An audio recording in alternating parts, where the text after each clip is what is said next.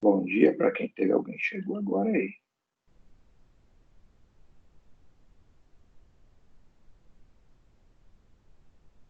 Vamos lá.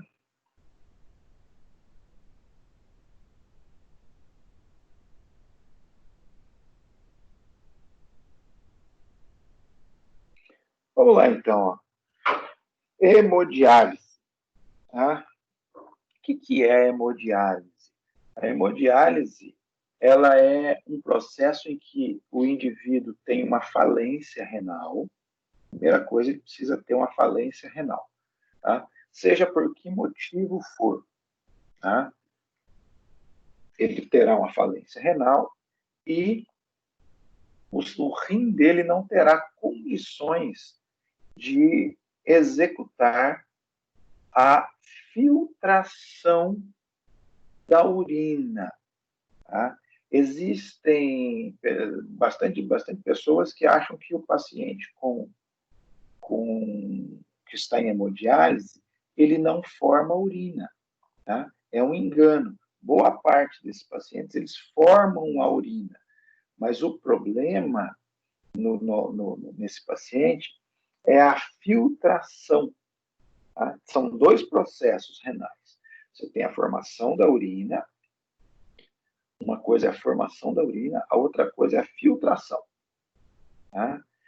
O problema desse paciente não é a formação da urina, tá? É a filtração dessa urina, tá? Que vai tirar os metabólitos que deveriam sair pela urina, substâncias tóxicas que deveriam sair pela urina, e não conseguem sair por conta dessa falha de filtração. Isso pode acontecer por infecção, isso pode acontecer por um processo tumoral, isso pode acontecer por diabetes, que é muito comum. Tá? Então, vários fatores podem provocar insuficiência renal. Uso de medicamentos, tá? Os antibióticos são um tipo, anti-inflamatórios são outro tipo, tá? Eles podem causar insuficiência renal. Tá? Então, independente da causa da falta da filtração, tá? Esse paciente necessitará obrigatoriamente do processo de hemodiálise. E o que é isso? Tá? Esse paciente será submetido, será instalado em uma máquina, nós vamos ver aqui, né? E essa máquina vai filtrar o sangue e retirar as impurezas. Tá? Esse processo aí, o paciente precisa fazer uma fístula ou utilizar o catéter de Scheele, tá? Que vocês já viram esse catéter lá em sala. Tá? E aí, esse sangue é mandado para a máquina, existe um filtro na máquina, ele vai ser filtrado e retornará o sangue filtrado para o paciente. Tá? Olha aí, o catéter de Scheele, ele é muito semelhante ao catéter venoso central. Ele até pode, depois que um paciente que está internado na UTI, ele pode ser submetido a um processo de hemodiálise por conta de uma insuficiência renal aguda, por exemplo, o uso maciço de noradrenalina, por exemplo, pode provocar insuficiência renal no paciente durante o tratamento dele na UTI. Tá? Quando ele melhora, esse catéter pode ser utilizado como um catéter venoso central comum. Tá? Então, a gente pode coletar sangue, pode instalar droga, depois que esse catéter está liberado para isso. Tá? Quando ele está fazendo uso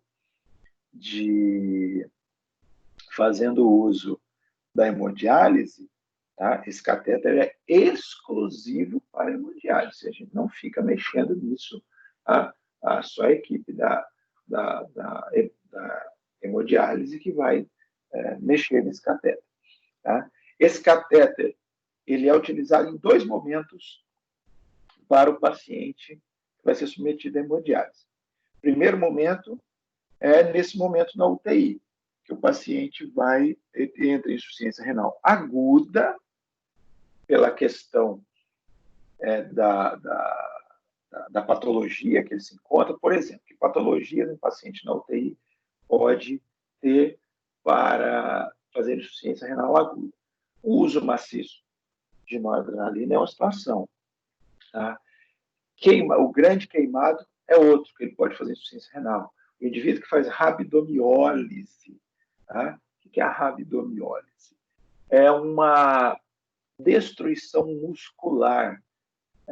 Por exemplo, ela pode acontecer quando o indivíduo faz um trauma. Eu comentei disso lá quando a gente falou na UC13, que eu falei de síndrome compartimental. O indivíduo faz uma lesão por esmagamento, por exemplo.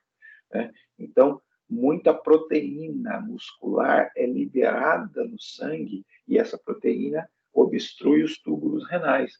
Não acontece a filtração. Então, essa é outra situação.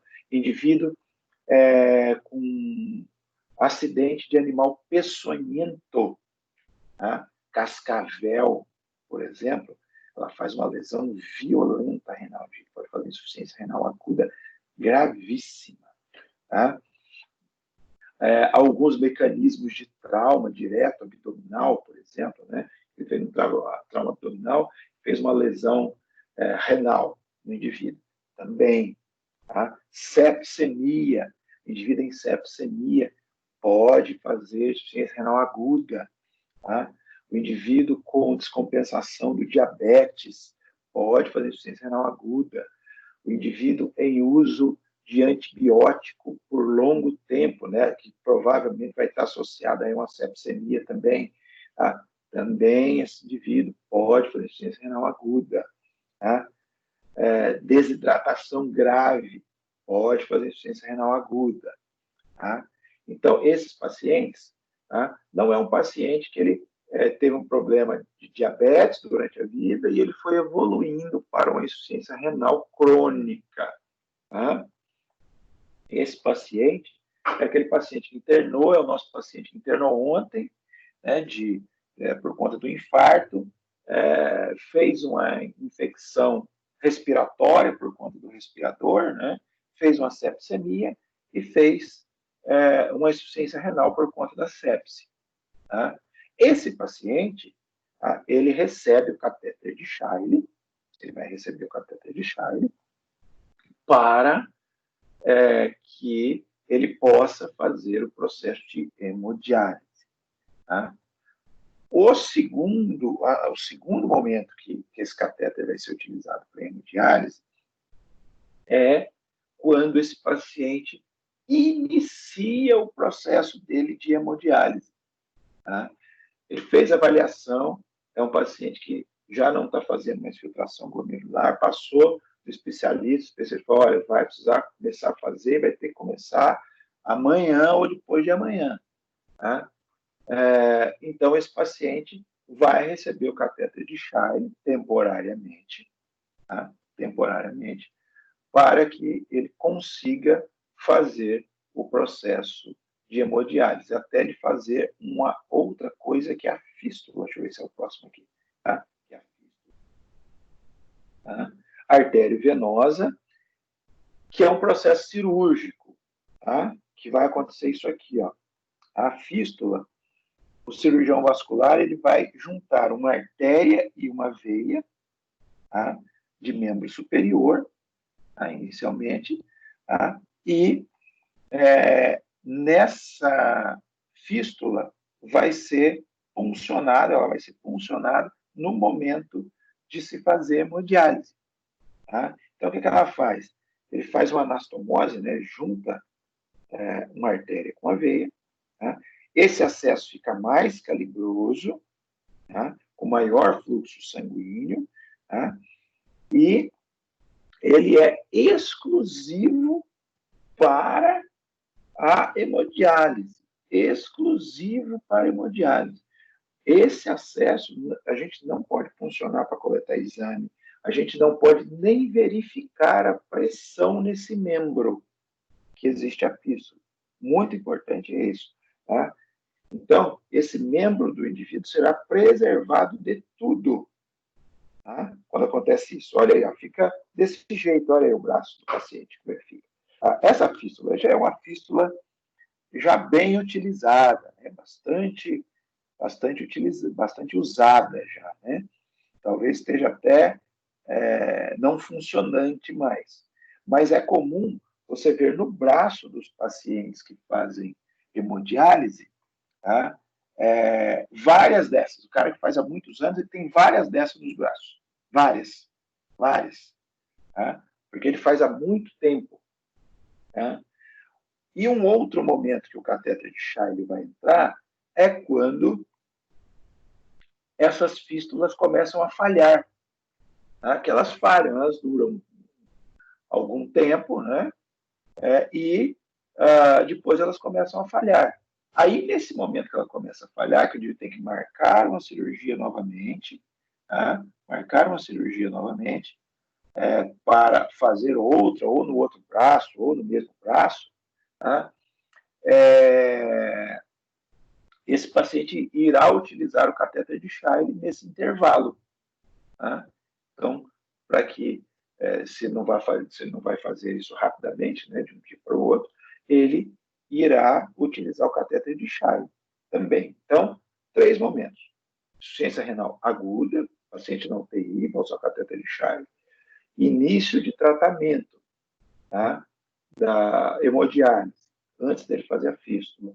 E no intervalo entre uma fístula e outra, quando esse paciente irá, de repente, essa fístula começa a falhar e o paciente necessitará de uma fístula nova. Tá? E aí, esse paciente também poderá utilizar o catéter de Chaille nesse intervalo. Tá? Lembrando que fístula não verifica pressão, tá? Não funciona isso daí. Só quem funciona é o serviço de hemodiálise. Isso daí é exclusivo para a hemodiálise. Exclusivo para a hemodiálise. E esse braço será preservado de todos os procedimentos possíveis. Bom, mesmo que esse paciente interne na UTI, tá, com a gente, interne para fazer qualquer procedimento, isso será preservado. Ele poderá fazer hemodiálise, se no hospital existir hemodiálise, no hospital ele poderá, aí sim, utilizar isso para hemodiálise, mas só para hemodiálise, certo? Não posso esquecer disso. Se você pegar um paciente desse, com fístula, e você perceber que nos 2 braços ele tem fístula, né, você deverá questionar o paciente qual dos braços ele tem a fístula que ele está utilizando naquele momento. Né? Porque o braço que ele não está utilizando a fístula, a gente poderá verificar uma pressão, por exemplo. Só que mesmo assim, fístula eu não vou funcionar, tá? Para coletar exame desse paciente, mesmo que ela não esteja funcionando, tá? Mesmo que ela não esteja funcionando, certo? Olha aí, ó, como é que fica a punção, tá? Olha lá a punção como é que fica. Tá? Se a gente observar ali, ó, a fístula está bem ali no braço dele, ó, tá? Então são 2 punções, tá? 2 agulhas que serão inseridas no paciente. Uma, né, que o sangue será retirado, né, o sangue é retirado do paciente, e isso vai para a máquina, que nós já vamos ver na outra imagem, tá? E depois isso vai passar no filtro, passa na máquina, passa no filtro, retira a impureza e retorna para o paciente. Tá? Isso retorna para o nosso paciente, certo? Então, são 2 funções nesse paciente. Tá? Uma de saída, uma punção de saída, tá? Que vai retirar o sangue e vai para a máquina, e a outra punção de retorno, tá? Para esse paciente, que tem que devolver o sangue para ele. Tá? Vamos lá. E vai ficar dessa forma. Aqui, essa paciente ela está com catéter de Chaille lá na jugular dela. Tá? Olha lá, tá com catéter de Chagas. Eu não estou vendo nessa foto aqui, por exemplo, fístula no braço dessa mulher. Deve ser uma paciente nova, essa daqui. Tá? Pelo menos não dá para perceber fístula aqui no braço dela. Tá? Então, essa aqui está naquela situação que nós colocamos, aparentemente, né? Que é uma paciente nova de hemodiálise, tá? A paciente nova, tá? Que está necessitando de iniciar o tratamento de hemodiálise e ainda não tem a fístula, tá? Ainda não tem a fístula. E aí, utiliza o catéter de Chagas, tá? Aqui, deixa eu ver se a outra aqui mostra melhor. Tá? Aquela paciente está ligada nessa máquina aqui, ó. Tá? Nessa máquina aqui. Essa máquina, aqui vem. Isso aqui são os capilares, né? O capilar vai, passa, né? Sai do paciente, passa no filtro, filtra e retorna para o paciente de volta. Tá? É essa máquina aqui, ó. Tá? O que vai fazer a filtração desse paciente é isso aqui, ó. É esse dispositivo aqui, esse filtro aqui. Tá? Esse capilar, né? Eles dão o nome de capilar para isso aqui. Tá? Isso aqui está, no final das contas, quando vocês passarem lá pela Santa Casa, vocês vão ver a máquina funcionando, né? Quem passar por lá sempre tem paciente em hemodiálise para fazer hemodiálise lá dentro. Então, vocês vão ver isso aqui funcionando lá. Tá? Então, isso aqui, no final das contas, está fazendo a filtração do paciente. A máquina bombeia isso, né? Com uma força ali para dentro, uma certa pressão aqui para dentro, né? Para que essas impurezas fiquem presas, saiam por este filtro, né? Fiquem presas nesse filtro aqui. Pode perguntar. Professor, essas fístulas, elas não, o SUS não paga essas fístulas, né? Elas são particulares, Tudo, não é? não, tudo SUS, tudo SUS. Esse processo todo isso aqui a gente chama de terapia renal substitutiva, né, o nome técnico disso. Isso aqui é claro que a gente tem um número grande de pacientes hemodiálise. De repente, alguns optam por fazer particular para ir mais rápido, por exemplo, né, é menos desconfortável para o paciente ter a fístula, né? Mas o normal... Por isso que eles pagam. Porque demora, por isso que a UPA vai e paga. O normal é o SUS cobrir todo o procedimento, né? Catéter de Chagas, a fístula, né? Tudo isso daqui é por conta do SUS. Tá? E aí, essa máquina aqui, ela funciona, ela precisa de água para funcionar. Só que não é qualquer água, tá? Se vocês olharem a máquina aqui, ela está ligada no encanamento. Tá? Essa água que vem para cá é uma água que passa por um filtro. O hospital tem um sistema de filtração. Todo lugar que trabalha com hemodiálise, ele tem um sistema de filtração só para o maquinário, só para utilizar aqui, tá? Para que o sistema da máquina trabalhe com essa água destilada, né? Não pode utilizar água da rua, tem cloro ali dentro, daí isso piora o quadro do paciente, não adianta nada. Tá? Então, além disso, ela tem bicarbonato aqui embaixo, né? Não achei uma foto que parece aqui os galões aqui embaixo, mas ela fica com 2 galões aqui com bicarbonato aqui para fazer as reposições de bicarbonato para esse paciente, né, que precisa para acertar a acidose e alcalose do sangue desse paciente. Tá? Além disso, junto com esse bicarbonato que vai entrar, deixa eu ver se na outra imagem não tem aqui. Tá? Aqui ainda existe a infusão de heparina para esse sistema não coagular. Tá? Então, esse paciente, depois do procedimento, ele fica completamente anticoagulado. Tá? Então, a gente não pode funcionar, o curativo vai ficar pelo menos umas 4 a 6 horas na hora que depois que fechar o catéter de Scheidt, ou se for a fístula, curativo de 4 a 6 horas, pelo menos, porque existe o risco de sangramento. Tá?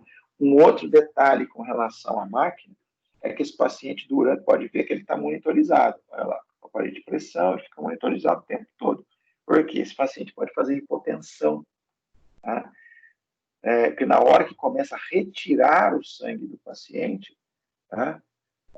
Essa retirada é como se fosse semelhante a uma hemorragia, vamos dizer assim, né? Grosso modo.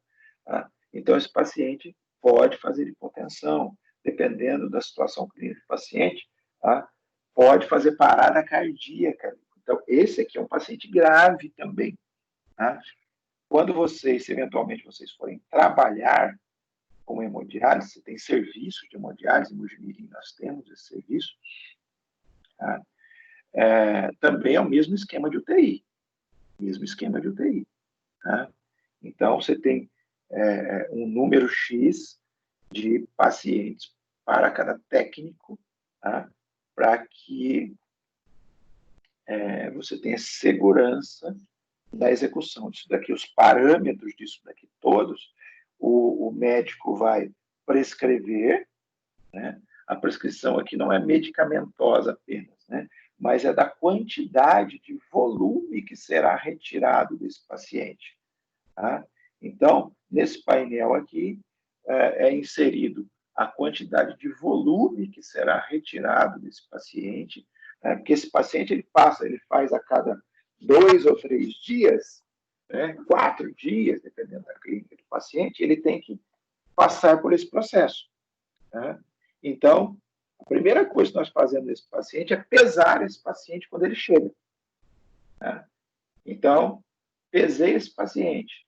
Né? O médico avaliou, o nefrologista avaliou clinicamente a condição clínica desse paciente. Ó, nós vamos tirar 3 quilos desse paciente hoje. Tá? Ou 3 mil ml desse paciente hoje. Tá? 3 litros nós vamos tirar dele. Vamos tirar 4 litros, tá? Desse paciente hoje. Então, e nisso daí ele distribui esse valor, né, esse volume de líquido pelo tempo que ele vai ficar ali na máquina. Vamos supor, nós vamos deixar aí 3 horas e vamos tirar 3 litros desse paciente. Tá? Que era o que ele perderia se ele tivesse eliminando adequadamente. Tá? Então, nós pesamos esse paciente quando chega, um dos cuidados que nós fazemos, a primeira coisa, pesar quando chega e pesar quando sai. Tá? Pesa quando chega e pesa quando sai. Tá? E na máquina vai mostrando também, os marcadores vai mostrando quanto que está tirando dele. Tá? Quanto que está tirando dele. Certo? Para a gente saber se está adequado ou não. Nesse meio de tempo, o paciente pode receber heparina, ele pode receber potássio, ele pode receber sódio, ele pode receber o bicarbonato que ele está recebendo ali, tá? Ele pode receber bolsa de sangue, ele pode receber plasma. Tá? Então, o paciente está com anemia, por exemplo, ele pode receber uma bolsa de sangue junto, pode ser infundido junto com com a hemodiálise. Tá? Então, ele pode fazer outros tratamentos além da hemodiálise. Um paciente que está perdendo, durante a hemodiálise, ele perdeu bastante potássio. Tá? Então, pode ser reposto potássio. Tá? Então, existem, não é só a hemodiálise, não é só a filtração. Existe um processo que esse paciente é equilibrado, né? Ele é equilibrado clinicamente nesse procedimento. Tá? Então, é acompanhado a glicemia desse paciente. Tá? Um outro detalhe também é que pacientes que fazem hemodiálise, ele precisa ter um esquema vacinal diferenciado, porque ele perde anticorpos durante a filtração. Ele vai perder anticorpos durante a filtração também. Então, esse paciente aqui ele tem um esquema vacinal diferente. Né? Algumas vacinas ele precisa tomar com uma frequência menor, né, do que a gente que não faz hemodiálise. Né? Então, hepatite B, tétano, são as vacinas de adulto, de gripe, né, que são vacinas que a gente toma com as vacinas de adulto, né? Então, ele tem um esquema diferente. Não vou nem entrar no detalhe, são muito específicos isso daí, né? Que é o pessoal da Nefro, juntamente com o pessoal que faz as vacinas e tudo mais, eles têm isso daí em detalhe, mas o indivíduo tem um esquema vacinal diferente. Tá? E se o indivíduo não fizer hemodiálise, vocês têm noção do que pode acontecer ou não com ele? O que vocês acham que vai acontecer com esse paciente que não fizer hemodiálise? Alguém arrisca? Ninguém arrisca? Silêncio. Pode acabar agravando, né? Complicando, né, o estado dele, não é? Cláudio, o que nós tiramos? O que tira principalmente desse paciente quando a gente faz a filtração?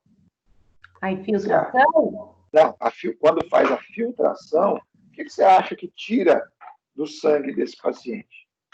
Principalmente. Ele tira o sangue sujo, né? Não. Calma lá. O que tem nesse sangue que nós estamos tirando? O sangue não tem latinha de cerveja lá dentro para ter sujeira. Não sei. Quais são os exames, meninas, que nós fazemos de avaliação renal do paciente? Que a gente, todos os pacientes nós Professor, impurezas? Professor. Oi. Ureia e creatinina? Ureia e a creatinina nós vamos tirar. Não é isso que nós avaliamos? Toda vez a gente fala, olha, esse paciente aqui, sódio, potássio, ureia e creatinina. Esse outro paciente, sódio, potássio, ureia e creatinina. Tá? Então, o que fica aumentado nesse paciente é, primeiro, ureia e creatinina. A ureia e creatinina fica aumentada. Tá? Então, é o que... Oi? Isso é o que tira? Exatamente, é isso que vai sair. A ureia e a creatinina. E também, nesse período também, o indivíduo faz uma concentração do sódio e do potássio, principalmente. Tá? E o potássio, ele é altamente tóxico em altas concentrações. Tá? Então, isso também, o indivíduo vai perder parte disso também. Tá? Por quê? Na urina, a urina retira esse excesso de sódio e de potássio. Ele equilibra através da urina. Qual que é um sinal, por exemplo, do indivíduo que tem diabetes? O indivíduo que tem diabetes, quais são os sinais e sintomas desse paciente? Tem 3 sinais e sintomas característicos. Olha lá em final do C14, uma resposta que vai dar na ponta da língua é essa, hein? Tem 3 sinais. 3 sinais. Boca. Oi? Boca seca. Não. Isso é um, mas não é. Pode ser boca seca. Com frequência.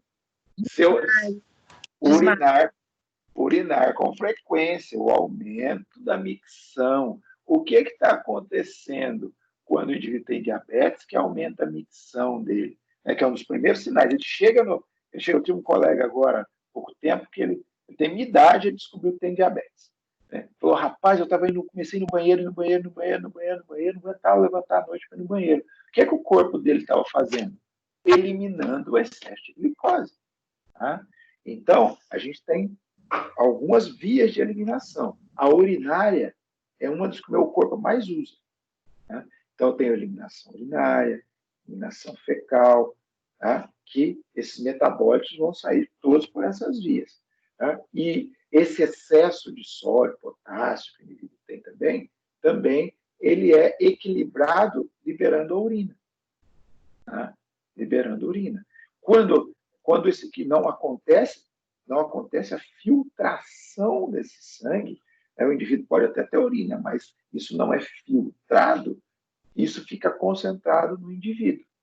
Tá? Fica concentrado no indivíduo, e isso é muito danoso, extremamente danoso, concentração dessas substâncias, da ureia, da creatinina, do sódio, do potássio no indivíduo, isso é altamente danoso. Tá? Altamente danoso. Então, aí, o indivíduo precisa retirar isso também na hemodiálise. Tá? Então, esse paciente ele é acompanhado nesses exames o tempo todo. Como é que eu sei que o indivíduo entrou em insuficiência renal e ele precisa fazer hemodiálise? Através da medição da ureia e da creatinina. Tá? Ureia e creatinina altas, tá? É hemodiálise. Tá? Não tem conversa. Tá? Não tem jeito. Porque se o indivíduo não faz filtração, não adianta dar diurético para ele. Tá? Que ele vai eliminar o volume, mas ele não está filtrando. Tá? Ele não está filtrando. Tá? Então, ele precisa fazer filtração. Tá? Mesmo que ele tenha diurese, seja um paciente com insuficiência renal, mas que ele tenha diurese. O problema é filtração, não filtro. Então, esse paciente terá que ser encaminhado para o serviço de hemodiálise para fazer hemodiálise. Isso vale para o paciente nosso lá da UTI, tá? Nosso paciente da UTI que fez insuficiência renal aguda porque ele sofreu uma queimadura grave. Tá? Ou para o paciente que tem diabetes e durante a vida desenvolveu esse processo de insuficiência renal causado pelo diabetes. Tá? Quais são as assistências de enfermagem que nós vamos utilizar para esse paciente? Ó. Pesar esse paciente antes e após o procedimento. Principalmente esse paciente que estará no serviço de terapia renal substitutiva, esse que vai lá para Mojimirim, São João do Boa Vista, por exemplo. Esse cara ele chega andando, conversando, ele vai para casa. Tá? Um paciente que ele vai para casa, ele tem uma vida relativamente normal. Assim, vida diária é uma vida normal. Tá? Então, vou pesar ele. Meu paciente da UTI é um pouco mais complicado, se eu não tenho um leito que eu consiga pesar esse paciente. Tá? Mas o processo é realizado da mesma maneira. Tá? Aferir sinais vitais antes e após. Tá? Esse paciente também fica monitorado durante o processo de hemodiálise. Tá? Não aferir PA na fístula, tá? do paciente, já falamos disso. Orientar esse paciente a não pegar peso no braço que está a fístula ou no braço que ele está utilizando a fístula, porque ele pode ter fístula nos dois braços, tá? Mas o paciente que ele já faz isso há algum tempo, ele já está muito habituado com isso, ele sabe cuidar muito bem dessa fístula dele, tá? Que ele faz isso há anos. Tá? Então, além disso, não puncionar, tá? Não puncionar a fístula, tá? Para administrar medicamento, reposição de sangue, coleta de sangue, nada. Tá? Aqui, ó, não utilizar o catéter de hemodiálise para administração de medicamento também, tá? O catéter de Shire, como eu disse, ele até pode ser utilizado para isso, mas desde que seja aquele paciente nosso que está lá, ele fez as sessões de hemodiálise, o médico falou, não precisa mais de hemodiálise. Tá? E ele está com o catéter de Shire, aí ele pode utilizar o catéter de Shire para fazer essas coisas, mas ele será autorizado a gente fazer isso. Senão esse paciente vai ficar com 2 catéteres. Um de Shire, só para hemodiálise, tá? E o catéter venoso central para a gente fazer os outros procedimentos, infundir droga, coletar exames. Tá? Então, ele vai ficar com os 2, tá? Um em cada jugular, tá? Para fazer os procedimentos necessários. Tá? Cadê aqui? Proteger o catéter de Shire durante o banho, ele fica já com a capinha, o pessoal da nefro já faz isso. Se você for trabalhar no serviço de nefrologia, também você vai fazer essa proteção. Tá? E o curativo do catéter é estéril. Estéril. Tá? Igual catéter venoso central. Todo catéter central, o curativo é estéril. Tá? Então, a manipulação disso é mínima. Se eu não for fazer procedimento nenhum, não mexo nele. Tá? Não mexo nele. Serviços internos, por exemplo, lá na UTI, lá de Mogi Guaçu, existe serviço de nefrologia. Só eles é que mexem nisso. Ninguém mais mexe. Tá? Ninguém mais mexe nesse curativo, tá? De catéter, para evitar ter manipulação desse catéter. Tá? Então, a gente tem a hemodiálise, que é a máquina que vai entrar nesse processo. E aí nós temos a diálise. Hemodiálise é máquina. Tá? Hemodiálise é a máquina que vai fazer. E existe também a diálise peritoneal. Tá? A diálise peritoneal. O que é a diálise peritoneal? Tá? É a remoção dos mesmos líquidos, né, dos mesmos metabólitos que estavam nesse paciente, né, com insuficiência renal, tá?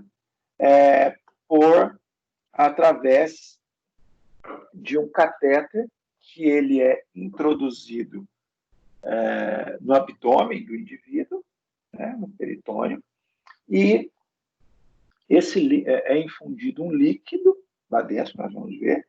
Tá? Esse líquido vai ficar dentro do peritônio do paciente por um período de horas, normalmente 2 horas, 1h30, tá? E depois esse líquido será drenado. Tá? O que esse líquido faz? Ele atrai para ele essas substâncias, sódio, a ureia, a creatinina, o excesso de sódio, de potássio. Tá? Isso pode ser feito a nível hospitalar ou na casa do paciente. Tá? O paciente pode ser treinado para fazer isso em casa. Tá? Pode ser treinado para fazer isso em casa. Tá? Então, olha lá como é que fica. Tá? O sistema, deixa eu pegar aqui, ó. Essa aqui, ó. A bolsa é essa daqui, ó. Tá? Vem os banhos, ele já vem prontinho. Tá? Isso aqui, ele vem com 2.000 ml aqui dentro. Tá? É uma bolsa de 2.000 ml. Tá? É uma bolsa com um circuito, tá? Que ela vem até o conector, que será conectado nesse sistema do paciente. Tá? Esse líquido, ele é infundido, ele será infundido todinho dentro do abdômen do paciente e vai permanecer lá por 1h30, 2 horas, depende da solicitação e da solicitação médica, da clínica do paciente. Depois desse período, tá, ele será drenado daqui de dentro, será retirado daqui de dentro por gravidade. Tá? Essa bolsa aqui, ó, que é vazia, ele vem com uma bolsa cheia, que vem com líquido, que vai infundir. Tá? Terminou de infundir, ele vai clampear igual o clamp lá da sonda vesicaldemora, do grande tórax que a gente tem, né? Então, clampeou, né? Clampeou, e aí vai drenar o que está lá na barriga do paciente, né? Vai sair e ele vai vir para essa outra bolsa aqui. Essa bolsa fica mais baixo que o paciente, né? E aí drena tudo para cá. E aí, esse líquido que vem, ele vem já com todas essas impurezas do paciente. Como que isso funciona? Tá? Acontece a infusão, olha lá, o cateter na barriga do paciente. Esse líquido entra na barriga do paciente. Né? Isso aqui não é dentro da víscera, não, viu, pessoal? Isso aqui fica no peritônio. Tá? E esse líquido lá dentro, ele faz o que a gente chama de osmose. né? Ele traz para ele, né, a ureia, a creatinina, né, o excesso de substâncias que esse indivíduo tem, de potássio, de sódio, tá? Traz para ele, né, e aí isso é drenado para a bolsa. Olha lá, ó, o sistema de drenagem. Tá? O catéter fica, esse catéter fica no indivíduo, desse jeito aí, ó. Tá? Tem as bolsinhas, né, que o indivíduo pode carregar. Tá? Isso o indivíduo pode fazer em casa. Olha aí, ó. Tá? O paciente é treinado e ele pode fazer em casa. Existem alguns inconvenientes disso. Tá? Olha o tamanho da bolsa. Imagina, isso aqui o indivíduo tem que fazer dia sim, dia não, todo dia, vai depender da clínica do paciente. Isso é muito individual. Tá? Ele tem que ter um estoque disso aqui em casa. Então, ele tem que ter um cômodo na casa dele. Imagina a quantidade de caixas que esse indivíduo tem em casa, né, para ele passar lá 15 dias, 20 dias, fazendo isso daqui. Tá?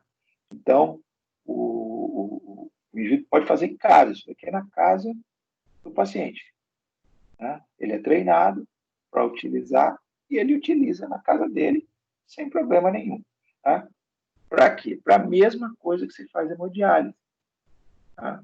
Para a mesma coisa que se faz hemodiálise, insuficiência renal. Tá? Agora, esse paciente não precisa ir para um serviço. Isso facilita muito a vida do paciente. Tá? Facilita demais a vida dele. Só que você tem essa questão de ter que distribuir isso aqui para o paciente e a logística disso não é simples, né? Então, tem pacientes que vão fazer uso da diálise peritoneal. Ele pode fazer dentro do avião, ele pode fazer dentro do carro, viajando, ele pode fazer, deixa eu ver se eu coloquei a foto. Ah, não coloquei, eu tinha visto uma foto do cara fazendo dentro do carro. Né? O indivíduo, ele pode fazer virtualmente em qualquer lugar. Né? Em qualquer lugar ele pode fazer, desde que seja um ambiente limpo, né? Ele pode fazer em qualquer lugar isso daqui. Tá? Diferente da hemodiálise, que esse paciente necessitará ir para um serviço. Tá? Isso é uma das coisas que vão causar desconforto para esse paciente. Por exemplo, um paciente que é daí da nossa cidade e ele faz hemogimirim, né? Ele não pode se afastar muito da região, porque a cada 3 dias, 4 dias, ele tem que estar do lado da máquina fazendo esse procedimento. Ele pode, por exemplo, vamos imaginar que esse paciente tem parentes lá na Bahia e ele quer viajar para lá. Ele até pode, tá? Só que ele tem que achar um serviço lá próximo de onde ele vai, fazer o contato, falar, olha, sou paciente com insuficiência renal, paciente que faz hemodiálise, eu queria agendar, eu vou passar aí 10 dias aí na região, queria ver se eu conseguia fazer aí 2 sessões de hemodiálise nesse período. Tá? Havendo vaga, ele pode fazer isso. Ele pode fazer isso. Se o paciente vai mudar, por exemplo, para uma outra região, ele pode mudar o local em que ele vai fazer a hemodiálise. Se ele vai viajar, por exemplo, ele pode fazer isso. Agora, se esse é um paciente que vai para fora do país, por exemplo, já fica complicado, não tem SUS lá fora. Tá? Então, ele não pode ficar muito tempo fora da máquina. Pacientes que passam muito tempo sem fazer, às vezes o paciente fica uma semana sem fazer, esse paciente já fica muito ruim. Muito ruim. Tá? Então, pacientes que não se cuidam direito, a gente já peguei vários pacientes que não se cuidam adequadamente, o paciente não faz, o paciente já chega direto para a UTI.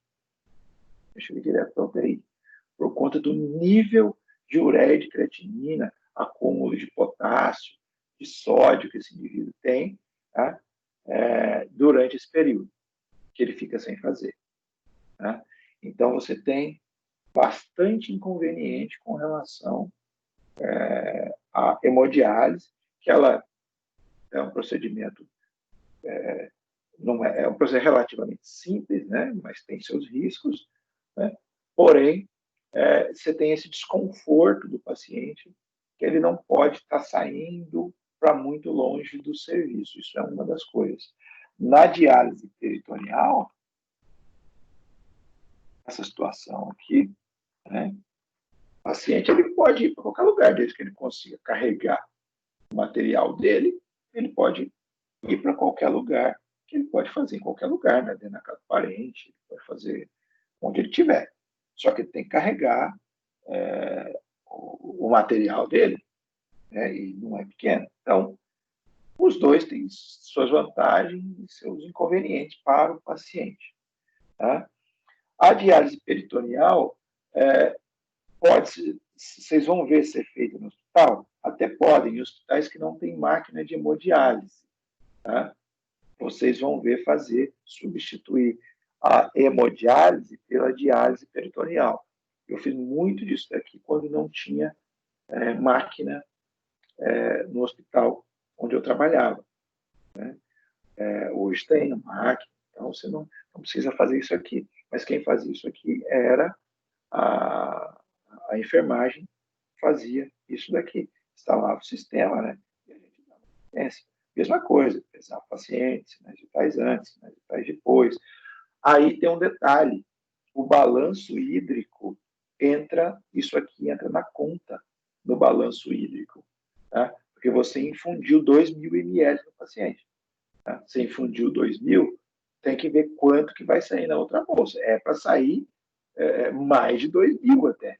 Né? Pouco mais de 2.000, um pouquinho é para sair. Né? Porque não é para ficar esse volume no paciente. Então, entrou, tem que sair. Tá? Tanto é que ele muda até de cor, né? Olha, você olha. Muda de cor. Né? Ele entra limpinho, clarinho, né? E ele muda de cor e sai da cor da urina. Né? Que são os metabólicos que estão lá no meio. Tá? Então, isso aqui entra na conta. Você infundiu 2.000, você vai anotar lá 2.000 ml naquele horário de infusão. Tá?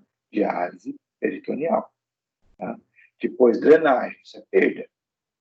Tá? Drenou quanto? Drenou 2.100.